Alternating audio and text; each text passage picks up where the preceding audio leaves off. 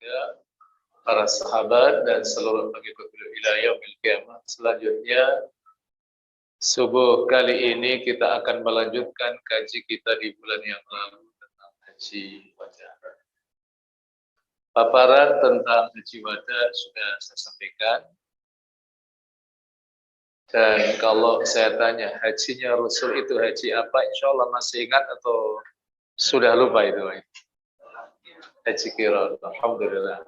Berarti masih ingat. Paling tidak mewakili jamaah lah. Gitu ya. Maka pada pertemuan ini kita akan membahas khutbah Arafah Rasul Sallallahu Alaihi Wasallam dalam haji. Ini narasi khutbah beliau. Diawali dengan muqaddimah yang biasanya para ustadz itu mengawali ceramah atau mengawali khutbahnya dengan redaksi yang pernah disampaikan oleh Rasulullah Sallallahu Alaihi Wasallam dalam majmu'ah. Alhamdulillah, nahmaduhu wa nasta'inuhu wa nastaghfiruh wa natubu ilaihi wa na'udzu billahi min syururi anfusina. Mudah-mudahan kita yang sudah ngaji jangan sampai salah baca redaksi ini.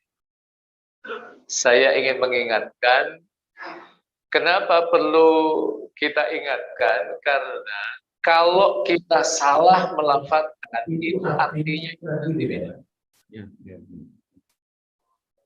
Min syururi anfusina pakai sin besar, dengan min sururi anfusina pakai sin kecil, itu artinya beda. Tapi kan kita seringkali ada para mubaligh itu menyampaikan redaksi ini tanpa kita mencermati dengan baik. Apakah bacanya min sururi anfusina atau min syururi? Itu yang benar pakai sin besar. Ini habis ini kayaknya kalau ada ustadz pakai ini langsung dicermati. Min sururi pakai sin kecil itu artinya kami berlindung dari kebahagiaan jiwa-jiwa kami. Dan itu tentunya salah. Tapi kalau min syururi anfusina pakai sin besar, kami berlindung dari kejahatan diri. Nah, itu yang benar. Masa berlindung dari kebahagiaan dan taklah. Min syururi anfusina wa min sayyiati a'malina, dan dari kejelekan. Alhamdulillah tentunya Rasulullah SAW mengedukasi pada kita tentang pentingnya kita sebagai seorang mukmin dalam beraktivitas keagamaan semua kita motifkan karena Allah, bukan karena sanjungan. Karena hidup itu kalau kita terbiasa disanjung dan kita menikmati sanjungan, biasanya kalau nggak ada yang menyanjung, itu pasti biasanya kita akan banyak kecewanya. Kita tidak akan bahagia. Tapi kalau kita dalam hidup ini selalu memotifkan apa yang kita lakukan karena Allah, tidak karena manusia, tidak karena sanjungan manusia, itu insya Allah kita akan mendapatkan satu kenikmatan hidup yang sangat. Rajin ngaji, nggak ada yang nyanjung, biasa saja. Rajin baca Quran, nggak ada yang nyanjung, biasa saja. Karena kita tidak menunggu sanjungan mereka. Karena kita lakukan itu karena Allah Subhanahu, nyumbang kegiatan-kegiatan di Masjid Al-Iman, nggak ada yang nyanjung, biasa saja. Karena itu adalah memang kepentingan kita, bahwa itu adalah bagian perintah Allah Subhanahu wa Ta'ala yang perlu kita respon. Itu Bapak sekalian, kenapa Rasul memprologi dengan alhamdulillah. May yahdihillahu fala mudhillalah. Barang siapa yang diberi hidayah oleh Allah, maka tidak ada yang dapat menyesatkan. Dan mudah-mudahan kita masuk dalam kelompok orang-orang yang diberi hidayah oleh Allah. Ada kasus-kasus yang lagi rame, perdebatan-perdebatan tentang Quran itu adalah perkataan Muhammad, itu nggak ngaruh, Pak. Nggak ngaruh. Karena apa? Kita sudah ngaji, kita sudah tahu surah 2 ayat 23 kan? Wa in kuntum fi raibim mimma nazzalna ala. Jadi posisi Rasul itu adalah orang yang mendapatkan wahyu, bukan yang memproduk wahyu.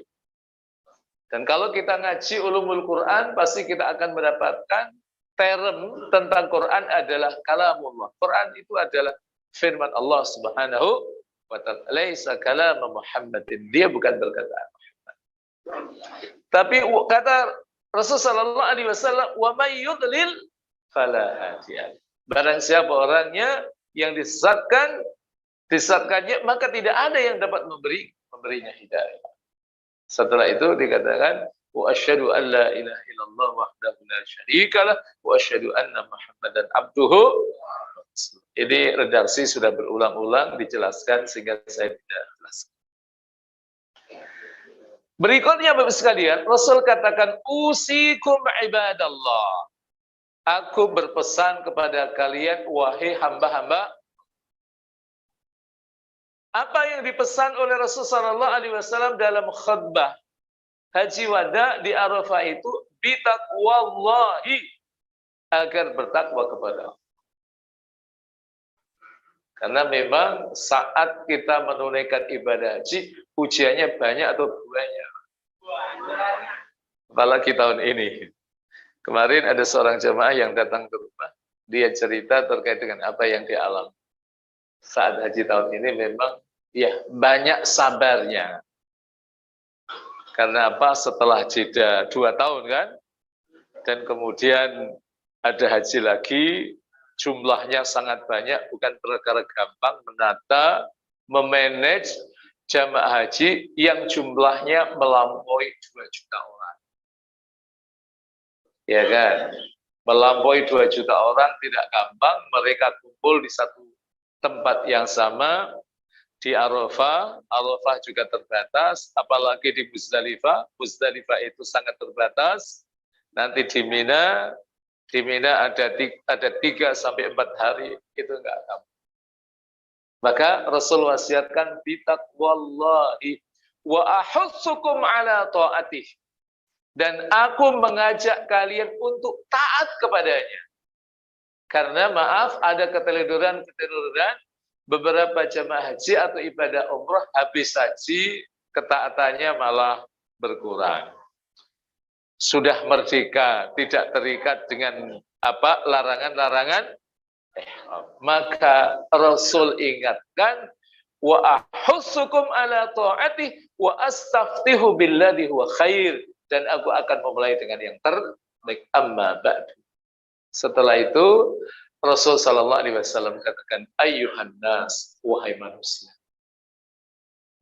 inna dima'akum wa amwalakum haramun alaikum ila an talqa rabbakum ka hurmati yaumikum hadha fi syahrikum hadha wa fi baladikum hadha. Wahai manusia, sesungguhnya darah kalian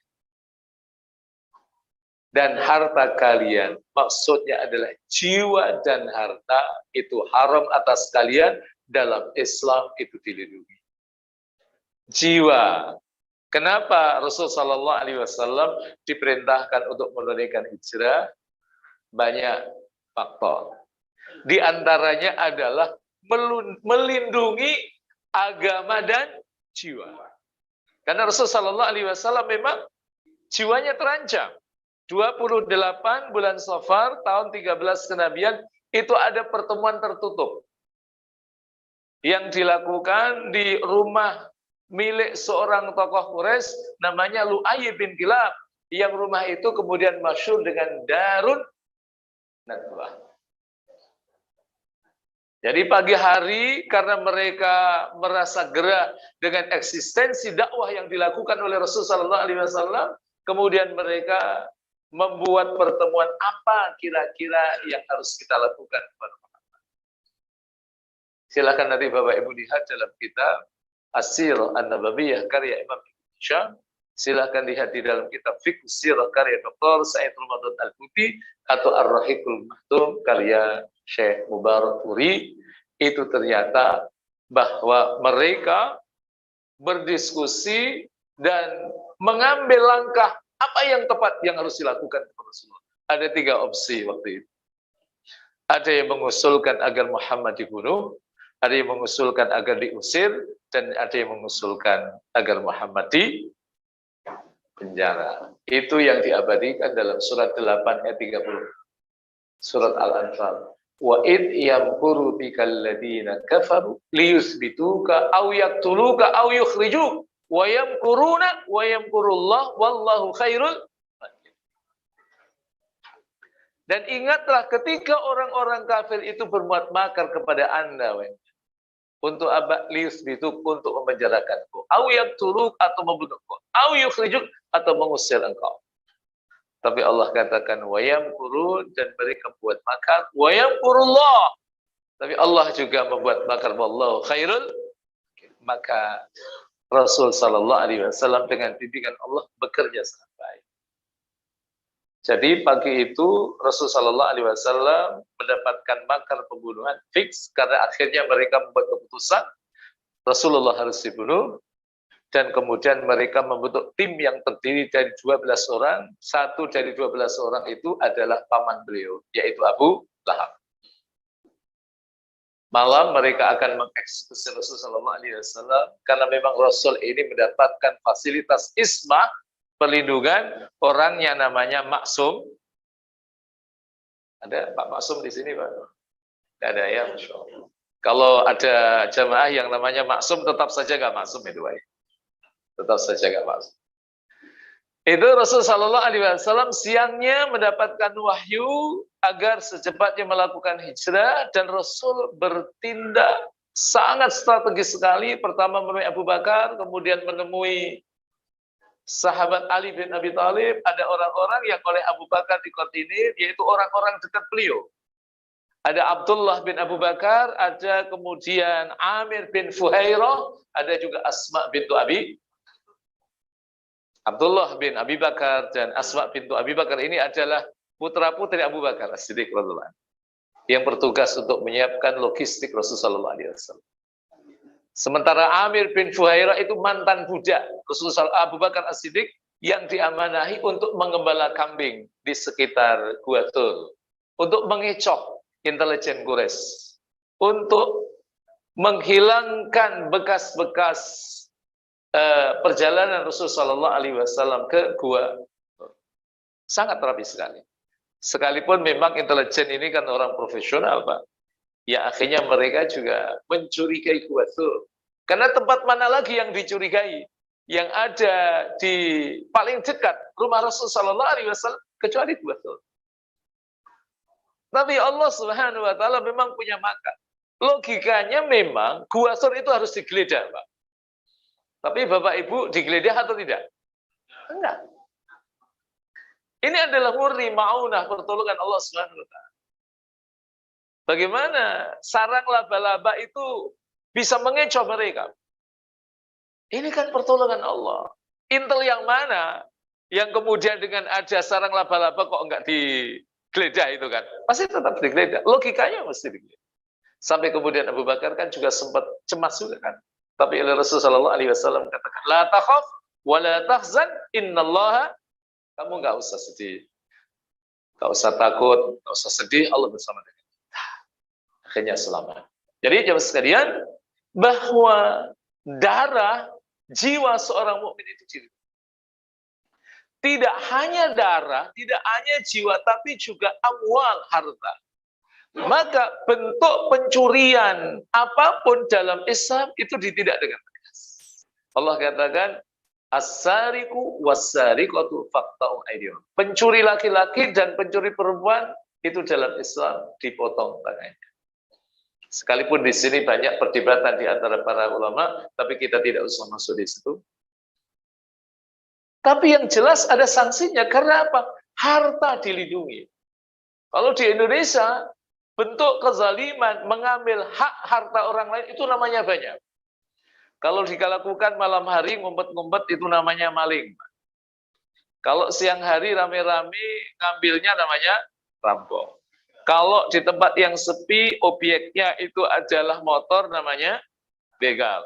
Kalau dilakukan di bis kota ngumpet-ngumpet namanya copet. Kalau dilakukan di mal ngumpet-ngumpet namanya ngutil. Kalau dilakukan di tempat yang ber-AC, nyongkelnya pakai pulpen, pakai dasi namanya banyak di kita namanya. Itu sanksinya berat karena apa? Harta itu dilindungi, dan kita sebagai seorang mukmin, Bapak Ibu sekalian, harus juga tahu tentang kewajiban kita terhadap harta kita. Ada yang wajib zakat, nanti juga ada terkait dengan harta yang kita tinggalkan, yang sayangnya kita para orang tua jarang yang memberikan edukasi kepada anak-anak kita terkait dengan masalah waris, Pak.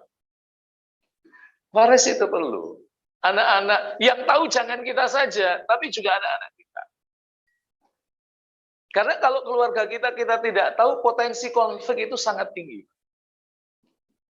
Sangat tinggi. Dan juga kerabat kita. Saya kemarin ditelepon dari Qatar, ada seseorang yang dia tanya terkait dengan masalah warisan. Jadi beliau punya anak, satu laki-laki, satu perempuan, istrinya sudah meninggal dunia. Istrinya meninggal dunia, kan berarti karena istrinya kerja, dia punya harta. Kalau sudah ada anak laki-laki dan anak perempuan, ini sudah nggak ada bapak ibunya, saya tanya, kakek neneknya sudah nggak ada, berarti ahli warisnya kan tinggal satu suami, satu anak. Jadi kalau ini suami, dia punya anak kan dapatnya sedikit. Halo? Dapatnya seperempat kan? Kalau nggak ada anak, dapat setengah. Pengen dapat setengah atau dapat seperempat aja? Setengah dari harta istri, bukan harta bersama. Nah, karena anak laki-laki dan anak perempuan, maka sudah mereka dapat asobah dengan pembagian 2/, udah selesai. Cuma memang masalahnya ini, saudara-saudaranya nggak tahu tentang pembagian waris, ingin menggugat. Oh, saya kan saudaranya, maksudnya nggak dikasih. Iya kan? Ini kasus seperti ini terjadi. Kalau anaknya perempuan, ini saudara kandung dapatnya asobah. Karena apa? Kalau anak perempuannya 1, dia dapat setengah. Kalau anak perempuannya 2, dapat 2/3. Sisanya ya tergantung takdirnya, bisa besar, bisa kecil. Namanya asobah. Rame, Pak. Jadi suami istri sama-sama kerjanya di kantor. Ya mudah-mudahan setelah saya sampaikan pencerahan itu, ya bisa reda. Cuma problemnya ini masalah kerabat istri ini yang kelihatannya belum tahu tentang pembagian. Jadi akhirnya bermasalah juga. Makanya pentingnya kita mengedukasi pada keluarga. Juga tidak hanya kaitan dengan waris, tapi juga terkaitan dengan zakat juga. Ada zakat profesi, ada zakat emas dan perak, nanti ada zakat tabungan, ada zakat deposito, nanti ada zakat sukuk retail atau obligasi, ada zakat apa lagi, Pak? Cukup banyak lah gitu ya. Nah, itu kita juga harus tahu dan kita keluarkan itu. Karena apa? Kalau kita tidak keluarkan, ada hak-hak fuqara dan masakin dan asnaf yang lain yang ada pada kita, dan itu sangat berbahaya. Ini Bapak sekalian, maka harta itu dilindungi sampai kalian atau hingga kalian bertemu dengan Tuhan kalian, yaitu pada hari kiamat, seperti keharaman hari ini, di bulan kalian ini, di negeri kalian. Ala hal balagh. Ingatlah, bukankah aku telah menyampaikan? Allah masyad, ya Allah saksikan. Rasul sudah menyampaikan terkait dengan perlindungan jiwa, perlindungan agama, perlindungan harta, dan Rasul minta agar mereka menjadi saksi atas apa yang disampaikan oleh Rasul sallallahu alaihi. Faman kanat indahu amanatun falyu'addiha ila man i'tamanahu. Barang siapa yang menanggung amanah, maka hendaklah disampaikan kepada orang yang memberikan amanah tersebut. Maka dalam peristiwa hijrah itu ada hal yang menarik, Bapak Ibu sekalian. Ketika Rasul sallallahu alaihi wasallam itu mendapatkan makar pembunuhan, tapi anehnya saat itu Rasul di rumahnya masih ada barang-barang berharga titipan orang-orang kafir Quraisy. Jadi sikap mereka ini aneh, menolak Rasul pada aspek risalah dan agama yang beliau bawa, tapi mereka kalau melakukan perjalanan jauh, menitipkan barang-barang mereka kepada Rasul Sallallahu Alaihi Wasallam. Karena Rasul sebelum jadi Nabi itu sudah masyhur mendapatkan gelar halal. Dan ternyata ungkapan ini tidak hanya bersikap retoris, tidak hanya retorika saja, akan tetapi Rasul Sallallahu Alaihi Wasallam mengamalkannya. Dan ini yang susah, Pak. Kita ini sering pinter ngomong, tapi ngamalkannya. Makanya dulu kalau ulama-ulama dulu itu kalau bicara itu pendek. Langsung kita tutup saja, Pak, ya. Biar nggak terlalu lama. Semakin banyak bicara itu beban-beban yang harus kita amalkan itu semakin. Itu jemaah sekalian, rahimakumullah wa azakumullah. Rasul dalam kondisi dia hendak dibunuh, itu masih berkata kepada Ali, wahai Ali, sampaikan barang-barang ini kepada para pemiliknya. Saya bayangkan kalau waktu itu yang dikasih amanah kita dan kita mau dibunuh, kira-kira barang-barang mereka itu kita kembalikan atau kita apain? Halo? Iya kan? Inilah yang kenapa kita tidak jadi nabi kan? Karena memang kita belum seperti Rasul Sallallahu Alaihi Wasallam. Tapi kenabian itu sudah di closing oleh Allah dengan turunnya surah 33 ayat 40 kan. Maka Muhammadun aba ahadim min rijalikum walakin Rasulullah wa khataman nabi. Baik. Setelah itu tentang pembatalan sengketa atas permasalahan jahiliyah. Yang pertama tentang riba. Dikatakan wa inna ribal jahiliyati maudhu' wa inna awwala riba abda'u bihi riba ammi Abbas bin Abdul Muttalib.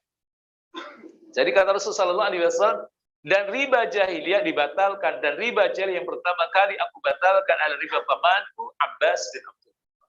Karena memang Abbas bin Abdul Muttalib ini secara ekonomi bagus, dan sebelum Islam datang beliau sudah terbiasa memberikan pinjaman kepada mereka yang membutuhkan, nanti ada tambahannya.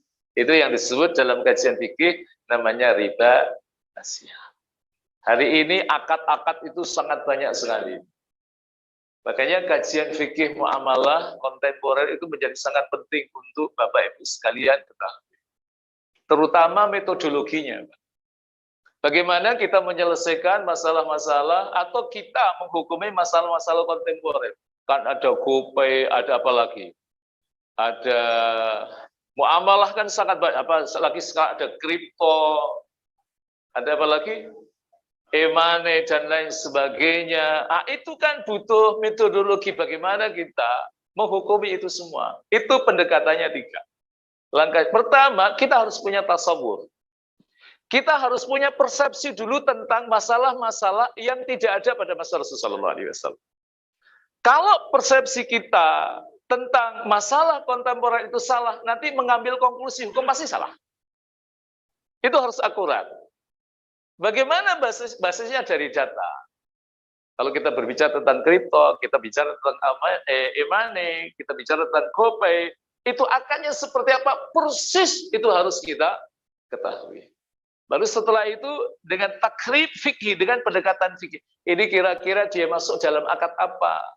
Akad salemkah? Akadnya masuk akad wadi'akah, titipan. Kalau salam itu kan membelikan barang, membeli barang, tapi barang yang nggak ada. Hanya memberikan contoh atau dan sekaligus kualifikasinya. Atau akadnya akad apa? Akad sorof, money changer, itu harus tahu, Pak. Karena kalau kita tidak punya, sekali lagi, gambarnya yang benar, pasti nanti kesimpulannya salah. Nanti yang terakhir, setelah tasawur, kemudian takrib fikih, yang satu lagi terakhir adalah takrir, ketetapan hukum, takrirul hukum. Jadi ada banyak hal yang perlu dikoreksi terkait dengan muamalah kita. Termasuk saudara-saudara kita, yang ketika pulang haji mungkin semuanya sudah habis, uangnya sudah habis, nanti kemudian pinjem di Madinah, di Jeddah kan biasanya kan. Biasanya kalau umroh, itu sebelum pulang kan ke Kornes dulu itu kan. Duitnya udah habis gitu. Pinjam dong saya duit real gitu kan. Kan pinjam rupiah nggak ada, real misalnya nggak ada. Tinggalnya adalah apa dolar misalnya. Dolar kita pinjam. Tapi nanti kita ngembalikannya di Indonesia. Pertanyaan saya ini boleh atau tidak? Halo, boleh atau tidak? Kenapa boleh dan kenapa nggak boleh gitu kan? Boleh tidak itu gampang gitu. Yang penting ini boleh kenapa, ini nggak boleh kenapa. Itu akadnya itu nggak boleh. Karena itu nanti jenisnya itu adalah saraf, tukar menukar uang, dan tukar menukar uang itu adalah iyatan biyadin. Harus tangan dengan tangan, cash, Pak.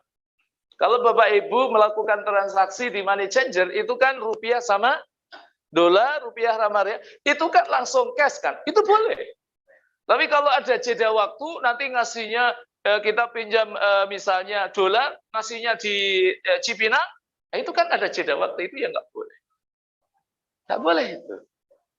Jadi jangan sampai kita haji, kita umrah, tapi kita nggak tahu muamalah-muamalah seperti itu. Maka undang ustadz yang ahli dalam fikih kontemporer itu, biar menjelaskan akad-akad yang itu sangat banyak hari ini. Sangat banyak sekali. Fikih-fikih kontemporer yang sangat luar biasa. Riba yang dimaksud oleh Rasulullah SAW pada waktu itu adalah riba nasi'ah. Riba itu banyak sekali, ada beberapa jenisnya, ada riba fadl dan riba nasi'ah, tapi riba ini yang dibatalkan oleh Rasulullah SAW ada riba nasi'ah. Abbas, paman Rasul ini memang secara ekonomi cukup baik. Sangat baik sekali. Maka itu imbasnya sama anaknya Abdullah ibn Abbas kan. Sekalipun anaknya tidak hanya Abdullah ibn Abbas, tapi juga ada Al-Fadl dan yang lainnya. Tapi Abbas ini yang sangat menonjol. Yang menjadi seorang sahabat Rasulullah SAW yang terkenal dengan kecerdasannya. Yang mendapat gelar turjumanul Quran, penerjemah Al-Quran. Ya, satu di antaranya memang dia mendapatkan dukungan ekonomi, dukungan dana yang sangat baik sekali dari orang tuanya. Maka kita menjadi orang tua yang memang secara ekonomi baik itu penting demi anak-anak kita di antaranya agar mereka punya pendidikan yang baik. Kita bisa bayangkan kalau kemudian beliau sibuk dagang gitu kan, akhirnya kan nggak bisa fokus untuk banyak belajar dari Rasulullah SAW. Sekalipun ada yang mengambil jalan seperti Abu Hurairah. Kalau Abu Hurairah kan memang nggak dagang kan, tapi kan beliau fokus ngaji sama Rasulullah SAW dan kemudian beliau mengandalkan dari kalangan muhsinin, dari orang-orang yang baik di kalangan sahabat yang mengcover ekonomi mereka. Itu adalah pilihan. Kalau sekarang mengandalkan beasiswa.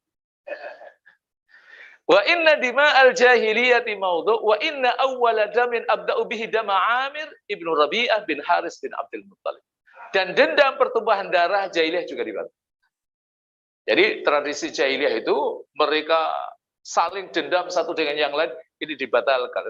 Jangan ada dendam. Dendam itu nggak enak, Pak. Lalu, enak atau enggak, Pak? Sangat tidak enak. Maka itu dibatalkan Rasulullah SAW. Dan sesungguhnya dendam pertumbuhan darah jahiliyah, yang pertama aku batalkan adalah darah Amir bin Rabi'ah bin Al-Haris bin Abdul.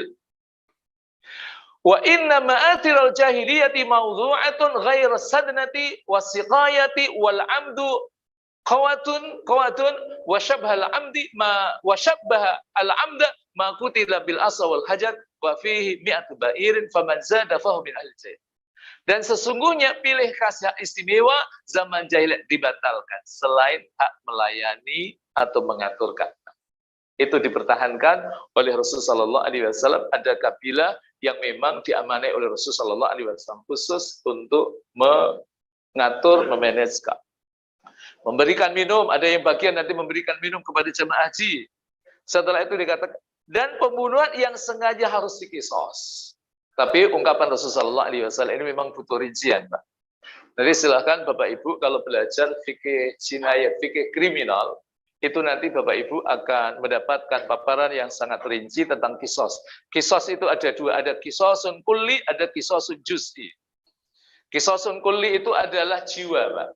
Tapi kalau kisosun juz'i itu bersifat parsial, bisa jadi ada orang, maaf, karena tidak suka dengan kita, alis kita dikerok, lalu nggak tumbuh. Ada atau tidak? Atau jari kita dipotong satu. Itu juz'i. Dan kalau nanti Bapak Ibu sekalian belajar fikih jinayat, yang juz'i ini ternyata ada hitung-hitungannya.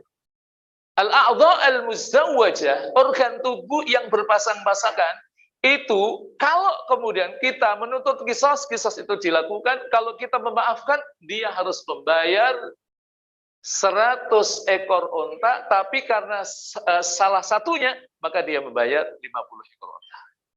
dalam dimensi Islam. Jadi kalau ada orang ngerok alis kita satu ini, Bapak sekalian, kita minta kisah, itu dikisah. Tapi kalau kita memaafkan, dia harus membayar uang sejumlah 50 ekor unta. Jadi betapa nilai daripada alis kita ini luar biasa. Kalau satu ekor unta itu taruhlah misalnya 40 juta kali berapa? 50 berarti 2 miliar, Pak. Itu sekalian. Saya sering menjelaskan ayat wa in ta'uddu nikmatallahi la tuhsuha. Itu melalui ayat-ayat qisas juz'i, Pak. Jadi al-a'dha al-muzaw alis kita ini dua ini nilainya 4M. Telinga kita 2 4M. Ya kan? Masya Allah. Jadi kita ini juga 4M. Jadi kalau satu ini berarti nilainya 10 ekor unta kan? Kan ada 10. 10 ekor unta, itu nanti ada rinciannya. Kalau sepertiganya bagaimana? Ya tinggal 10 itu dibagi sepertiga. Itu dalam kajian fikih jinayat itu dibahas. Subhanallah. Tapi konteksnya itu adalah pembunuhan secara sengaja, Pak. Tapi kalau tidak sengaja, nggak boleh ada kisah. Maka apa yang Bapak Ibu lihat di Jeddah, itu ada satu masjid namanya Masjid Qisas. Itu tidak setiap hari ada kisos. Karena untuk mengaplikasikan kisos itu ada persyaratan-persyaratan, sejumlah persyaratan yang harus dipenuhi. Kalau ada yang memaafkan, nggak boleh. Nggak boleh dikisos. Dan termasuk juga ketika, maaf, ada di antara kita pagi-pagi pas nyopir atau pas naik motor, nabrak anak kecil gitu kan. Itu pertanyaan saya, kira-kira sengaja atau nggak sengaja, Pak? Nah, itu kalau dalam kajian fikih itu dianalisa dulu. Jangan kemudian kita langsung mengambil kesimpulan itu tidak sengaja. Dilihat antara yang nabrak, yang ditabrak itu ada hubungan atau tidak. Kalau ada hubungan itu hubungannya hubungan baik-baik saja atau ada permusuhan sebelumnya. Itu dianalisa. Yang itu kemudian nanti diambil kesimpulan ini sengaja dan ini tidak sengaja. Dan itu 14 abad yang silam, itu aturannya sudah dijelaskan oleh Rasulullah Shallallahu Alaihi Wasallam. Dan yang menyerupainya adalah pembunuhan menggunakan kayu atau batu, dan di dalam urusan ini bisa diganti dengan denda 100 unta. Barang siapa atau wali yang belum minta tambah, maka dia termasuk orang jahiliyah. 100 ekor unta itu dianggap sudah cukup. Sudah cukup. Sekalipun memang kadang-kadang logikanya itu ya nggak menerima gitu. Tapi itulah aturan dalam Islam seperti itu. Tapi konteksnya sekali lagi, kalau tidak sengaja atau dia membunuh sengaja, tapi ada ahli waris yang memaafkan, itu tidak bisa. Nah, ini terkait dengan tipu daya setan, Pak, yang disampaikan oleh Rasulullah SAW, dan kita harus tahu. Ayuhan nas, wahai manusia, inna syaitana qad ya'isa ayyubat fi ardikum. Hari ini setan telah putus asa untuk dapat disembah di bumi kalian di Mekah ini. Di Mekah waktu itu, Pak, itu sudah putus asa. Karena setan-setan dari kalangan jin itu juga sudah didakwai oleh Rasul kan. Lalu, maka di Mekah itu ada masjid namanya Masjid Jin. Kalau kita enggak, Pak. Jadi kalau Rasul bisa melihat wilayah kegaiban itu ada ayatnya. Surat Al-Jin di akhir ayat Al-Jin, alimul ghaibi fala yudhiru ala ghaibihi ahada illa man irtada bir rasul, ya kan? Jadi Allah itu zat yang mengetahui kegaiban dan dia tidak menampakkan kegaiban itu kepada seorang pun kecuali yang Allah ridhai dari kalangan Rasul sallallahu alaihi wasallam. Maka Rasul ketika ngajar sama jin, Rasul bisa melihat jin. Tapi kalau saya ngajar seperti ini, mungkin di depan ini ada kalangan jin, ya saya nggak lihat, Pak. Saya nggak lihat.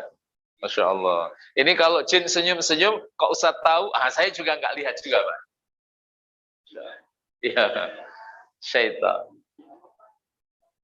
Walakinnahu qad radiya ayyuta'a fi masiwa dzalik. Tetapi ia akan bangga jika ditaati, diikuti pada perbuatan selain itu, yaitu menyembah setan, mimma tuhrakuna min a'malikum, dari perkara yang kalian anggap remeh dari kalian. Jadi jemaah sekalian, itu konteksnya di Makkah, tapi di Cipinang itu beda, Pak. Ini kan Rasulullah sallallahu alaihi wasallam spesifik fi ardikum kan, fi baladikum. Nah, setan itu ada dua, Pak. Ada setan dari kalangan manusia, ada setan dari kalangan.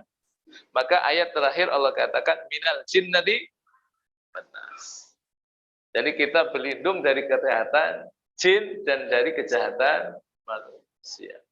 Jin ini gaib, tapi yang manusia ini yang terang-terangan. Yang kita harus hati-hati dengan setan dari kalangan jin. Tahu kita puasa hari Senin, tiba-tiba jam 2 ada teman kita yang telepon, gimana kalau siang ini kita ke Abu Nawas? Itu kira-kira setan atau enggak, Pak? Setan. Tapi kalau kira-kira bapak-bapak dapat, ibu-ibu dapat godaan seperti itu, ngikuti setan atau ngikuti siapa itu? Iya, karena jarang. Alasannya karena jarang. Alasannya sunnah gitu kan, gitu. Alasannya sunnah. Jadi itu hati-hati ya sekalian. Ayuhan nas innaman nasi'u ziyadatun fil kufri yudhillu bihi alladhina kafaru. Yudhallu bihi alladhina kafaru yuhillunahu 'aman wa yuharrimunahu 'aman. Liwati'u 'iddata ma harrama Allah fayuhillu ma haram. Wahai manusia, sesungguhnya perbuatan menunda-nunda adalah menambah di dalam kekafiran. Jadi ada, kalau dalam kajian ilmu suluk, itu yang disebut dengan sikap taswif, menunda-nunda. Ibu-ibu misalnya, Bu, ada yang masih punya hutang puasa bulan Ramadan, Ibu? Itu jangan suka ditunda-tunda itu. Jangan ditunda-tunda. Kalau ibu-ibu kan dia, ya memang ada dispensasi kan saat haid itu boleh nggak puasa. Itu kalau bulan Syawal punya kesempatan, puasa. Puasa wajib dulu, jangan yang sunnah. Tapi biasanya, maaf para ummahat, ibu-ibu, nanti bayar qadha puasanya bulan apa itu? Bulan apa? Syawal. Masya Allah. Itu berarti pengajiannya berhasil, Pak. Tapi kalau nanti qadhanya bulan Sya'ban, nah itu masalah itu. Sya'ban Ramadan kan? Itu berarti menunda-nunda. Orang-orang kafir disesatkan oleh perbuatan itu, mereka menghalalkan pada bulan haram setahun. Dan mengharamkannya setahun dengan tujuan agar mencocoki hitungan bulan yang diharamkan oleh Allah, maka mereka menghalalkan apa yang diharamkan oleh Allah Ta'ala. Wa na'udzubillah min dzalik. Ala hal ballagtu Allahumma syukur. Setelah itu, ini kemuliaan bulan haram, dan alhamdulillah Bapak sekalian, kita sekarang masih di bulan haram. Yaitu bulan Muharram. Tapi bulan haram itu 3. Kata Rasulullah SAW, wa inna zamana qad istadara kahati yauma khalaqallahu samawati wal ard inna iddatash syuhuri indallahi 12 syahran fi kitabillah yauma khalaqas samawati wal arda minha arba'atun hurum thalathatun mutawaliyatun wa wahidun fardun dzul qa'dah wa dzul hijjah wal muharram wa rajab mudhar alladhi baina jumada wa sya'ban. Jadi kata Rasul, wahai manusia, sesungguhnya zaman itu beredar sejak Allah menjadikan langit dan bumi. Sesungguhnya hitungan bulan di sisi Allah adalah 12 bulan. Di dalam kitab Allah, sejak Allah menciptakan langit dan bumi, diantaranya ada 4 bulan yang haram, 3 bulan berturut-turut, 1 bulan terpisah, Dzulqa'dah, Dzulhijjah, dan Muharram. Saya ada catatan tentang bulan Muharram. Bulan Muharram ini sesungguhnya adalah satu-satunya bulan yang Allah sendiri yang menamainya. Karena apa? Bulan-bulan itu yang namanya Safar, kemudian Rabiul Awal, Rabiul Awal sampai Dzulqa'dah dan Dzulhijjah, itu sebenarnya sebelum Islam datang itu sudah ada. Sudah ada. Itu kemudian diakui oleh Islam, dan kemudian ada satu yang diubah, yaitu bulan Safar awal. Jadi dulu bulan itu komposisinya Safar awal, Safar tsani, Rabiul awal, Rabiul tsani, Jumadil awal, Jumadil tsani, Rajab, Sya'ban, Ramadan, Syawal, Dzulqa'dah, dan insya Allah hafal semua Bapak Ibu. Halo. Ini kalau pintu masjid kemudian ditutup semuanya, Bapak Ibu dikasih kertas menulis bulan-bulan hijriah secara urut, insya Allah bisa semuanya? Insya Allah ya. Maksudnya insya Allah bisa atau insya Allah nggak bisa itu?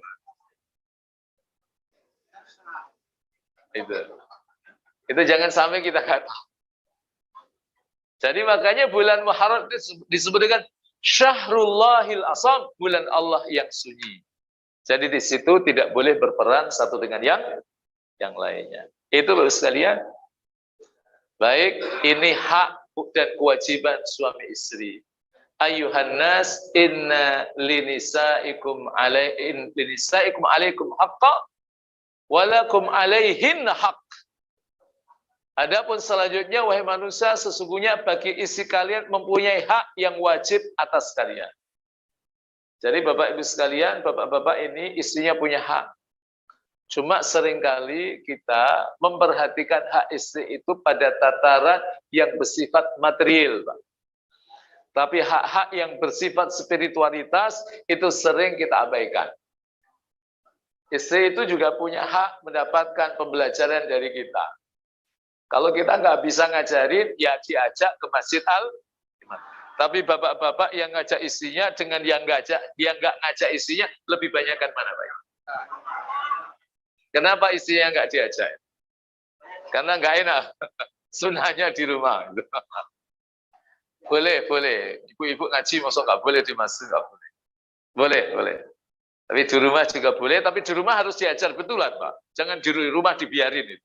Alasannya sholat jamaahnya di rumah itu, tapi ada hak mereka untuk mendapatkan pengajaran dari kita, hak dakwah dari kita, tapi kita tidak lakukan. Itu sekalian. Walakum alaihin haqq, dan kalian juga punya hak yang wajib atas mereka. Ibu-ibu punya kewajiban terhadap suaminya, Bu, ya. Itu harus dipenuhi, jangan sampai nggak dipenuhi. Itu disampaikan oleh Rasulullah SAW dalam momentum yang sangat penting sekali. Lakum alla yuwati'na furusyahum ghairakum. Hak kalian adalah jangan sampai mereka istri membolehkan orang menginjak alas tidur mereka selain kalian. Nggak boleh. Istri memasukkan laki-laki ke rumahnya, itu nggak boleh. Tanpa seizin suami. Dan mereka tidak boleh membawa masuk ke rumah kalian yang kalian benci melainkan atas izin kalian. Jadi wala yadkhulna ahadan takrahunahu buyutakum illa bi wala yatina bi fahisha. Dan mereka tidak boleh melakukan tindakan keji, tidak taat dan tidak setia, ya kan? Setelah itu dikatakan fa in fa'alna fa innallaha qad adina lakum an ta'dhuluhunna wa tahjuruhunna fil madaji wa tadribuhunna darban ghairu mubarrihin fa in intahayna wa ata'nakum fa alaikum rizqahunna wa kiswatuhunna. Jika mereka melakukannya tidak taat, maka sesungguhnya Allah telah memberikan izin kepada kalian untuk memisahkan mereka di tempat itu. Jadi ini adalah bentuk edukasi yang dilakukan oleh seorang suami kalau istri itu melakukan apa yang disebut kalau dalam term fikih itu namanya nusyuz. Istri-istri yang durhaka. Jadi jangan langsung dicerai, Pak, tapi diedukasi. Caranya apa? Pindah tempat itu. Jadi kan banyak juga para suami sama istri ketika sudah tua, rumahnya gede, akhirnya tidurnya sendiri-sendiri itu. Ada atau tidak itu? Orangnya hadir di sini, Pak. Oh, ada juga itu. Masya Allah. Alasannya karena maaf sudah tua, badannya gemuk-gemuk, sumuk dan lain sebagainya. Macam-macam lah itu ya. Masya Allah. Jadi itu sekalian nusus. Bisa tempat tidur dan memukul mereka dengan pukulan yang tidak menderanya, tidak mencederainya. Jadi pukulan tapi pukulan yang edukatif. Jika mereka tidak berhenti bertaubat dan taat kepada kalian, maka wajib atas kalian. Jika mereka telah berhenti bertaubat dan taat kepada kalian, maka wajib atas kalian memberi rezeki atau nafkah dan pakaian kepada mereka bil ma'ruf dengan cara yang pantas. Maka nasihat saya untuk para suami, kalau beli baju, jangan beli baju sendiri, Pak. Tapi juga istrinya dibeliin baju. Ini maaf, suami kayak artis gonta-ganti baju, istrinya nggak pernah ganti baju. Ini zalim, Pak. Mereka punya. Ibu-ibu setuju atau tidak, Bu? Halo? Setuju atau tidak? Kalau suaminya beli baju, ibu harus dibeliin baju, setuju atau tidak? Pasti setuju banget itu, Pak. Jadi sekalian itu yang disampaikan oleh Rasul sallallahu alaihi wasallam. Yang terakhir, wa innaman nisa'u indakum awan la yamlikna li anfusihinna syai'a wa innakum innama akhadtumuhunna bi amanatillah wastahlahum furujahunna bi kalimatillah fattaqullaha fin nisa wastausu bihinna khair. Dan sesungguhnya istri di sisi kalian ibarat tawanan.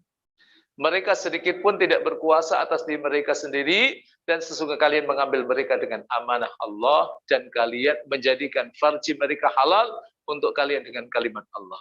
Bertakwalah kalian kepada Allah dalam urusan perempuan, dan nasihatlah dengan baik kepada mereka. Ala hal ballagtu Allah. Jadi hati-hati dengan fitnah wanita, Pak. Ini sebenarnya ungkapan Rasulullah SAW agar kita para laki-laki hati-hati dengan fitnah perempuan. Maaf, saya ingin tekankan, sekalipun sudah usia di atas 60 tahun. Sekalipun sudah di atas 60 tahun, tetap harus hati-hati dengan fitnah perempuan. Karena maaf, kasus-kasus kakek-kakek, nenek-nenek melakukan kemaksiatan yang berbasis kemaluan itu ada atau tidak? Ada juga. Maka Rasulullah SAW mewasiatkan, fattaqullaha fin nisa. Bertakwalah kalian kepada Allah dalam urusan perempuan, wastausu bihinna khaira, dan nasihatlah dengan baik kepada mereka. Sering-sering istri kita diberi nasihat, tapi kita juga harus siap menerima nasihat dari istri. Nah, karena memang fungsi keluarga ada yang namanya fungsi dakwah, yaitu saling menasihati satu dengan yang baik. Saya kira ini Bapak sekalian yang saya sampaikan pada kesempatan ini. Mudah-mudahan memberikan manfaat kepada kita semuanya. Saya nggak tahu masih ada pertanyaan atau tidak. Silahkan. Assalamualaikum warahmatullahi wabarakatuh. Al-Quran itu ada yang namanya Al-Quran, ada yang namanya hadis qudsi, ada yang namanya hadis nabawi. Itu yang nanti kita memilah. Ini Quran atau hadis qudsi atau hadis. Apa perbedaan antara tiga hal ini? Perbedaan dan sekaligus konsekuensi hukumnya ya. Jadi kalau Quran itu lafaz dan maknanya dari Allah. Lafaz dan maknanya dari lafaz dan maknanya. Lafaz. Gimana Rasul itu kok tahu redaksinya seperti itu? Kan dibimbing oleh Jibril. Jadi Rasulullah SAW sempatkan belum ngafalin juga kan? Mulutnya komat kami tapi oleh Allah. Di dalam surah 75 itu, la tuharrik lisanaka lita'jala bih. Kamu nggak usah komat kami, udah nanti aku yang jamin itu hafalannya itu. Sehingga setiap bulan Ramadan, redaksi yang sampai kepada kita yang itu berupa Al-Qur'anul Karim itu ditenter oleh Jibril mengulang-ulang. Bahkan nanti yang terakhir kali sebelum Rasulullah SAW itu ditenter 2 kali. Makanya kalau bapak-bapak sekalian biasanya kalau Ramadan itu hatam sekali, tiba-tiba hatam 2 kali, itu hati-hati Pak. Jangan-jangan mau dipanggil oleh Allah. Tapi enggak lah insya Allah. Karena kasus Rasul dengan kasus kita beda. Yang kedua, ada hadis qudsi. Hadis qudsi itu lafadznya dari Rasul. Rasul itu membuat redaksi dari beliau, maknanya dari Allah. Itu namanya hadis qudsi. Sehingga redaksinya adalah qala Rasul sallallahu alaihi wasallam wa qala Allah taala. Saya punya satu kitab namanya hadis qudsi, kumpulan hadis qudsi.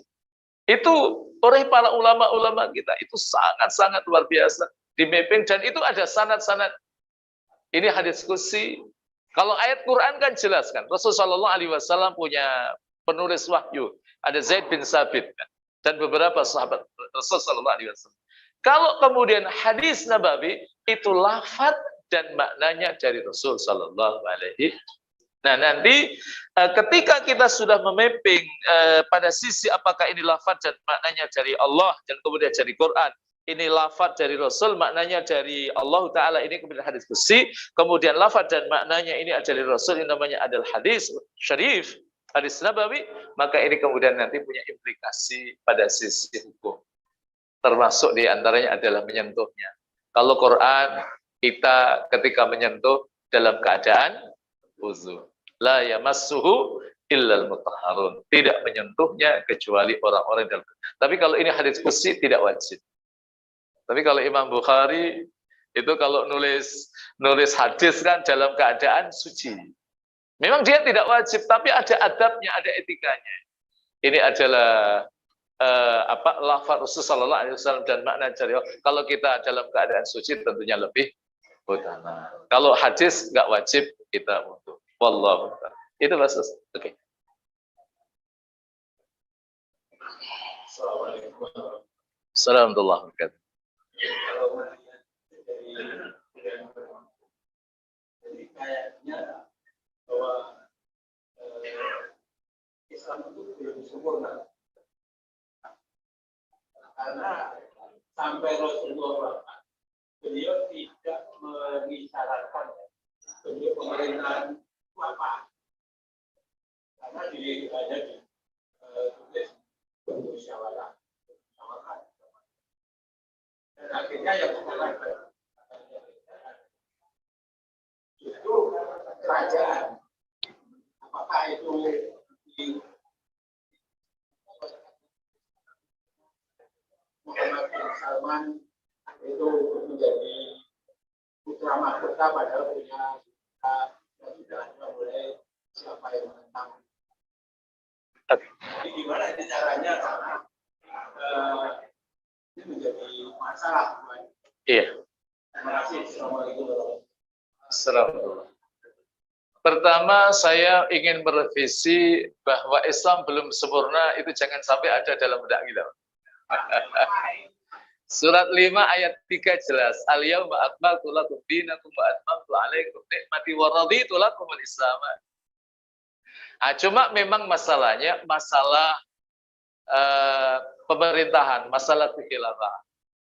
Ada memang masalah-masalah yang memang wilayah itu diserahkan pada ijtihad para sahabat. Maka yang kemudian menjadi parameter kita adalah rambu-rambu tentang pengelolaan negara itu dalam Al-Quran kan sudah ada. Cuma nanti bentuknya seperti apa, itu adalah ijtihad para sahabat dan ijtihad para ulama. Kita lihat masa transisi dari Rasul sallallahu alaihi wasallam kepada Abu Bakar itu adalah bentuk musyawarah kan. Ada satu peristiwa yang sangat masyhur itu, bagaimana orang Muhajirin dan orang Ansar mereka berdiskusi sangat panjang gitu kan. Nah setelah itu nanti dari Abu Bakar ke Umar ini kan menggunakan pendekatan apa? Wasiat. Tapi nanti ketika masuk dari Abu Bakar ke Umar, ke Utsman, dari Umar ke Utsman, ini kan pada tim formatur. Iya kan? Ini semuanya adalah ijtihad, tapi rambu-rambunya itu dalam Al-Quran sudah ada. Termasuk di antara ayat tadi, wa amruhum syura bainahum. Dan dalam urusan silahkan kalian. Jadi ini memberikan satu isyarat, bukannya Islam ini belum semuanya sudah sempurna, tapi ada wilayah-wilayah yang ia bersikap dinamis, yang itu diserahkan kepada orang-orang yang memang punya kompetensi dalam bidang itu, termasuk nanti pendekatan dengan ahlul halli wal aqdi. Jadi kalau kita ingin membaca kitab terkait dengan pemerintahan dan Islam, itu ada satu kitab bagus. Boleh sesekali Bapak Ibu kalau ada pekan kelima atau pekan berapa, ngundang orang-orang yang ahli, kajian tentang Al-Ahkam As-Sultaniyah, karya Imam Mawardi. Itu terkait dengan tata kelola pemerintahan. Itu sangat komprehensif. Imam Mawardi menjelaskan tentang politik dalam Islam. Jadi saya ingin katakan Islam sudah sempurna, Pak. Surat 5 ayat 3 itu. Wallahu ta'ala. Tapi ada yang memang itu diserahkan ijtihad para sahabat. Oke.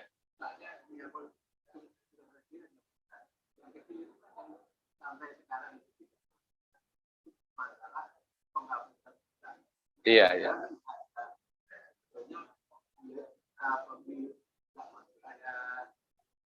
Iya. Tentang perbudakan itu ada satu fakta sosial yang ada pada Rasulullah SAW. Budak itu sebenarnya sebelum Islam itu sudah menjadi sesuatu yang melekat pada masyarakat Arab dan masyarakat dunia. Maka cara Islam menghapuskannya itu tidak secara frontal, akan tetapi dilakukan secara bertahap. Caranya bentuk-bentuk punishment, sanksi besar terhadap pelanggaran-pelanggaran keagamaan itu dengan cara memerdekakan. Nah, Hari ini itu tidak ada yang namanya perbudakan, tidak. Artinya budak seperti yang ada dalam Islam atau tidak. Itu nggak ada. Karena apa?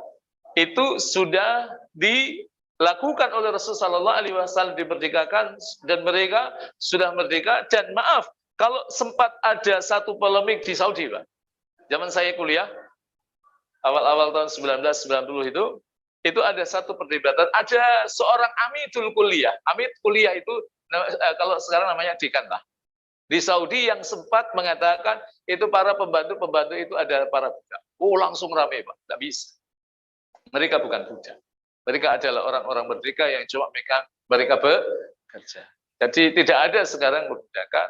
Tapi kalau Allah Subhanahu wa taala menginginkan nanti ada perbudakan kembali, ya itu adalah otoritas Allah. Tapi hari ini perbudakan sudah tidak ada. Wallahu ta'ala.